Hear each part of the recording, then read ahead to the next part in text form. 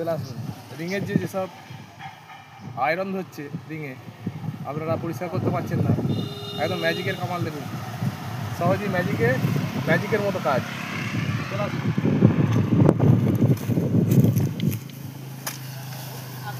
দেখে নিন রিংটার কি অবস্থা, ট্র্যাক্টরের রিংটার কি অবস্থা দেখে নিন। দেখেছেন?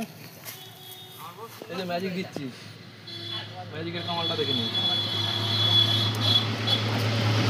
যখন ম্যাজিকটা আপনারা ব্যবহার করবেন খুব সাবধানে, হাতে যেন না পড়ে।